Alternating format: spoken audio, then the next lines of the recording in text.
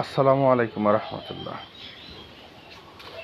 এইমাত্র টিভিতে একটা খবর দেখলাম, 25 টন চাল 25 টন চাল রিলিফের চাল, যা সাধারণ জনগণ পাবলিক খেটে খাওয়া মানুষকে দেওয়া হবে অনুদানে রিলিফের চাল।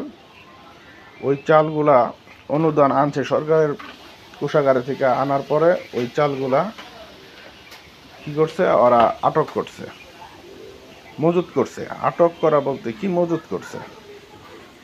মজুত করার পর ওই চালগুলো এখন বিভিন্ন দোকানে দোকানে সাপ্লাই করতেছে।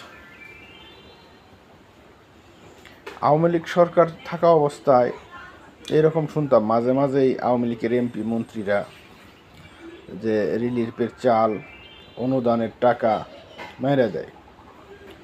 তাহলে জুলাই গণ অভ্যুত্থান যে হইল, এই গণ অভ্যুত্থানে কি লাভটা হইল? তাহলে হাত বদল হইলো। এখন শুধু কি হয়েছে, হাত বদল হয়েছে। এতদিন করছে শুনছি আওয়ামী লীগ, এখন করে কারা? সাধারণ পাবলিক করে না সমন্বয়করা করে? না এই কাজগুলা করতেছে এনসিপি, জামাত ইসলাম, বিএনপি? প্রশাসন কি করে? প্রশাসন হাত গুটিয়ে বসে রয়েছে। প্রশাসনের কোনো দায়িত্ব নাই। খালি মাঝে মাঝে শুনতেছি যে সেনাবাহিনী অভিযান চালাইবে, সেনাবাহিনী এটা করব, সেনাবাহিনী এটা করব। অথচ কালকে আবার একটা সংবাদে শুনলাম যে সেনাবাহিনীর কাছ থেকে শেখ হাসিনা তার ক্ষমতায় কেড়ে নিছিল, যে যত ধরনের গ্রেপ্তারি, অর্থাৎ পাবলিককে যত ধরনের গ্রেপ্তারি পরোয়ানার আওতায় আনবো, সব করতে হবে পুলিশের। সেনাবাহিনী কোনো প্রকার গ্রেপ্তার করতে পারবে না। আবার নতুন সরকার, ইউনিয়ন সরকার আইসা ওই ক্ষমতা তাদের দিল, ম্যাজিস্ট্রেট পাওয়ার দিল। কিন্তু পাওয়ার ক্ষমতা আমি দেখলাম না আজও পর্যন্ত কাউরে ম্যাজিস্ট্রেট ক্ষমতা নিয়ে কাউরে গ্রেফতার করলো এই পর্যন্ত। সেনাবাহিনীর আসলে কি ভূমিকা আছে বাংলাদেশে আমি বুঝি না কিছু।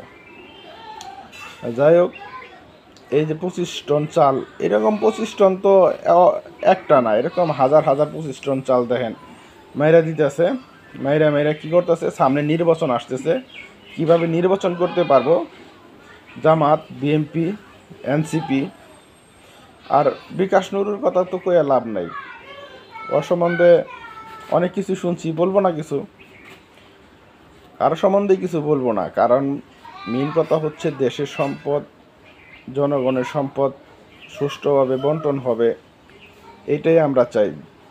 যাতে সাধারণ মানুষ, অসহায় মানুষ, খেটে খাওয়া মানুষ যেন দুবেলা খেতে পারে, আমরা এইটা চাই। কিন্তু বর্তমানের যে অবস্থা, সাধারণ মানুষ না খেয়ে মরবে, আর বড় লোক যারা 100, 150, 200, 1000 কোটি টাকার মালিক, তারা হাজার হাজার কোটি টাকা বানিয়ে নেবে।